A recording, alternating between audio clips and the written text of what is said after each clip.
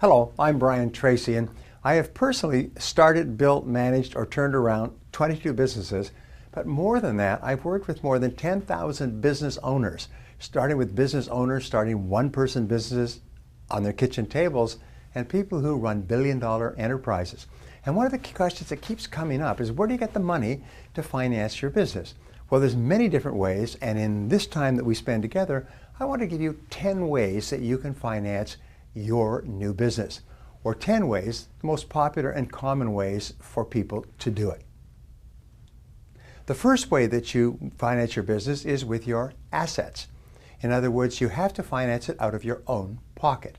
68% of startup financing comes directly from the pocket of the business owner. I remember listening to a professor talk and saying, never put your own money into your own new business. And this person was a complete idiot. You cannot start a business without your own money, and nobody will lend you any money unless you've got hurting money on the table in there. So you can sell high-priced items that you simply don't need to raise the money.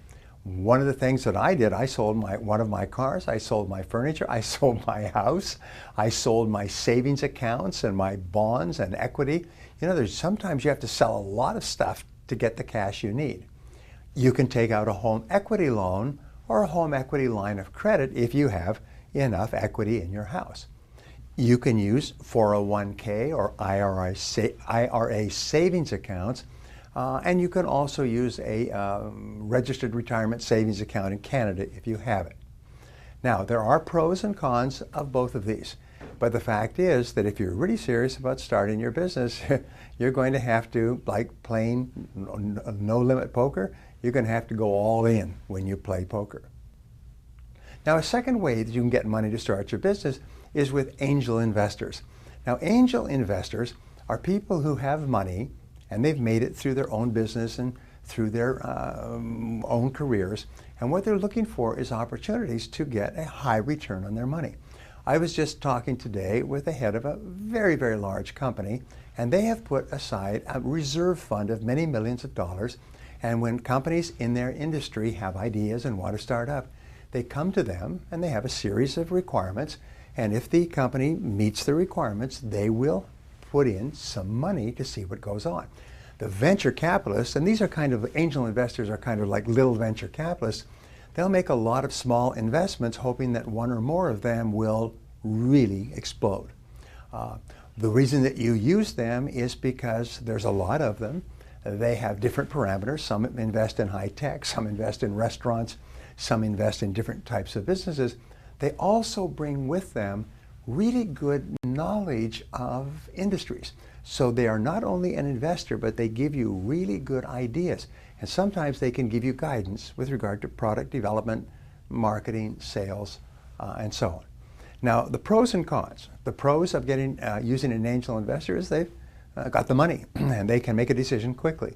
The cons is that they will want to take a part of your business, sometimes a substantial part. Like venture capitalists, they'll often want the right to step in and take over your business and push you out completely if you do not deliver on your projections. They want to protect themselves, and they're very smart about protecting themselves. Now, where do you find them? Well, you can talk to your banker, you can talk to your accountant, you can look in the newspapers because sometimes they advertise. You can go on the internet and search for them. You can even put an ad in the paper or on the internet or Craigslist saying that you're looking for an angel investor to take a position in what appears to be a potentially very profitable company, and often they will find you. One last thing, there are often meetings and just seminars, workshops, and actual masterminding meetings where angel investors get together to talk about what's going on. And if you check around, you can find these meetings, and often you can go there and give a presentation. Now, the third place you can get money is friends and family. Now, it's interesting with friends and family, we say that they call this love money. Is people will give you money or lend you money because they love you. Now, it's a terrific idea in theory to get money from your friends and family. When I started my business, by the way, I have used all of these. And I had to go to my brothers, and I had to go to my parents, and I had to go to my friends that I'd worked with, and hat in hand, and ask them for money to get started or to keep going. Now, there's one crucial rule when you're dealing with friends and family is put everything in writing. Is make sure that it's absolutely clear how much they are putting in and how much they will get out and when they will get it out. For example, when I borrowed money from my friends and family, they wanted a piece of my business. So I offered them 10% of my business for a certain amount of money, 20% for another, but I had the right to buy them out by paying them twice as much as they'd invested within 3 years. And within 3 years, instead of leaving them holding part of my business, I bought them out and was able to walk away owning my business. It was expensive, but it was good for them, and it was good for me because I had the money I needed at the right time. The pros and cons of friends and family are that they can be a real pain in the neck. They can call you up every day and say, how's it going? When can I get my money back? How soon can I get my money back? And so be careful when you take money from people that you know. It can be more expensive than you realize, and not just financially. Now, another place to raise money is with credit cards. Now, it's good in theory to raise money with credit cards, but before you turn to plastic for financing, consider the risk.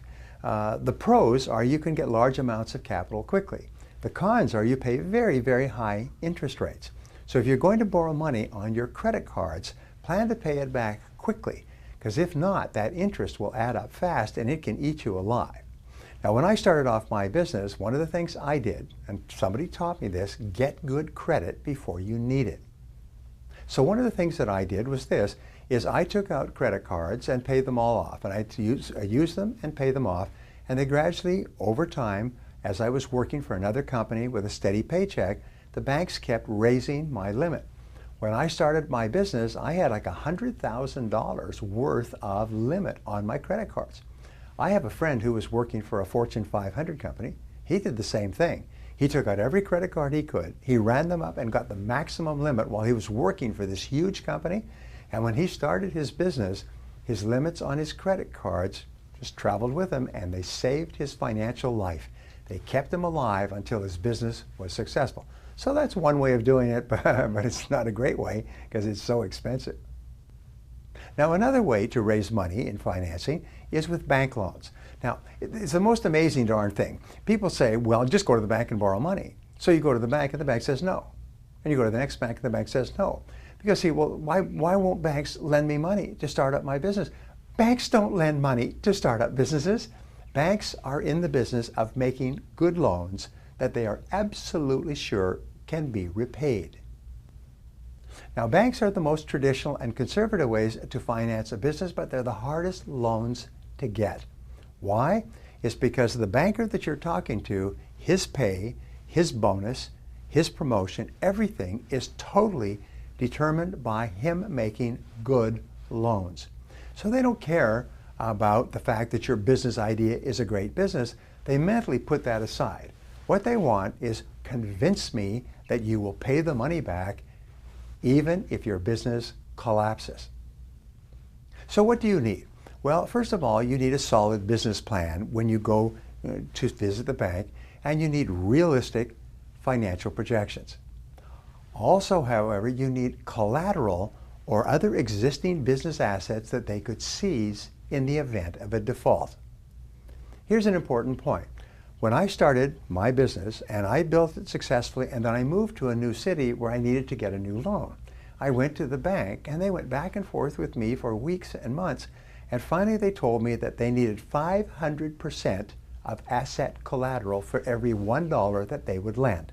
So I had to prove to them, I had to put up my house, my car, my royalties. I had to give them and prove to them that I had $5 for every dollar that they were advancing me. Once they were convinced of that, and he told me on the side, by the way, this is what we look for in a new business, then they lent me the money and watched me very closely. And when I paid it back over time, then they reduced their collateral requirements, so all it required was my business operations and a personal guarantee. Here's an important point. If anybody tells you, oh, you want to borrow money but don't give a personal guarantee, then they'd have no idea what they're talking about. Because I've been in business for 25, 30 years now, and I still have to give personal guarantees. Everybody does. That's just the nature of the beast, unless you have property that is so much more valuable than the loan that you can say, no, I don't give personal guarantees, and they'll say, okay, just thought I'd ask for them. They will lend you money because your asset is worth much more in the open market to sell to cover the loan than the amount you're borrowing. But other than that, they will always require a personal guarantee from you and a personal guarantee from your spouse. Now, another way to raise money is called microloans. Now, microloans are small loans that you can get for short terms. The supplier of microloans in the United States is called the Small Business Administration, SBA. Now, they've launched a microloan program to help small businesses secure the financing they need to either get started or to get through a tough time. To apply for a microloan is not that easy. You'll have to be within the local lending area of one of the 170 nonprofit intermediaries that process microloans. Most microlenders also require borrowers to complete business training and business planning seminars before receiving the loan. The other thing about microloans is that you have to put together a complete business plan and go to at least 2 standard financial institutions, 2 banks, and have them reject you and not be willing to give you the money as what we call a conventional business loan. Because why? It's because they're just not convinced that you are going to pay it back. With your 2 refusals, you can then go to the SBA hat in hand and say, look, I've got this great business, but because it's new or because I don't have a track record, I can't seem to get conventional financing. Can you help me? And the SBA can help you, but they're going to put you through some hoops. So if you're thinking of starting a business, you call your local SBA or you go onto the internet and you find a small business investment corporation. Often these are funded by individuals, often they're funded by governments, but their sole job is to give money or to lend money under very tight conditions to entrepreneurs and business owners, to startups who cannot get the money they need, but who have a good business idea in the first place. Now, another way you can get money is called social lending. There are so-called social lending websites where individuals can apply for loans from other individuals. Sometimes they're calling this, or what do they call it, where they monetize it and everybody puts money into a pool, and then there are people who watch it carefully who will lend out small loans. Sometimes they call them microloans because they're small loans. They're secured by your business and your credit and your word, and people will put in investments like a mutual fund, and their money will be loaned out to many small businesses. So the chance of high return is very good. They will give you 3-year unsecured loans. Now, unsecured simply means that the loan is made without any collateral. A credit card is another form of unsecured loans. So remember, whenever you borrow money, the person who is lending you the money has just one thought in mind. How soon will I get it back, and how much will I get back? And if I'm lending you money and taking a piece of your business, what will be my potential upside? They don't care about you as a person and your life and your career and your history and all your hopes and dreams and business plans. All they want to know is how much in, how much out, how fast, how sure. And your job in applying is to answer those questions. How much do you want them to put in? How much will they get out? How fast will they get it out? And how sure can they be that they will get it out? Another way to raise money is with trade credit. Now, trade credit is based on trust, and many companies are started on the basis of trade credit. One of the biggest companies in the United States started off with one man with a $1,000 loan from his mother, and he went out and he sold a new service. And every company he spoke to said, no, we're not interested, until finally he found one company that says, yes, we're interested in the service. And then he said, wonderful, I'll need a deposit of 50% down so that I can install the service until it begins paying for itself. And this one customer said, all right, I have faith in you. I will pay a 50% deposit, and you can then start installing the service that you're selling. He went on to become one of the richest men in the United States. So whenever you can use trade credit, which means that you can get credit from your suppliers or even credit from your customers, you can build your business. As a new business, you're at a disadvantage because you don't have an established track record of paying invoices on time or delivering. So you need to present some credentials that you might give a bank. You might go to a supplier, a vendor, someone you're buying from. You may give them a business plan and show them your collateral, and tell them about your history and show them your financial statements and give all kinds of proof that if they give you credit, that you will deliver on your promises. As a new business, it might take a lot of legwork and a little bit of luck to secure trade credit, but it's worth it. When I started my business, I needed credit to buy audio programs that I could then sell, and then I could pay off the cost of the programs. First of all, they wanted only cash, so I had to pay cash to get the programs to sell, but after they trusted me, they gave me 30 days. Then I could get the programs, and I could sell them, and I could pay them back within 30 days. So in a way, they were my bank, and they were financing me. After that, I could get large credit card limits, and I could buy and pay it back over 60 and 90 days. So therefore, I had no money in. I would get the product, I would sell it and turn it into cash. I would then pay for the product and keep the profits. It's just another way of doing it. And the last type of financing that we talked about before is customers. You can go to customers and ask them to pay you deposits. Ask them to pay you in full in advance. You can show your business plan and convince people that your business is solid so that they can feel confident giving you money even before your business is off the ground. Now, there are many situations where this is possible.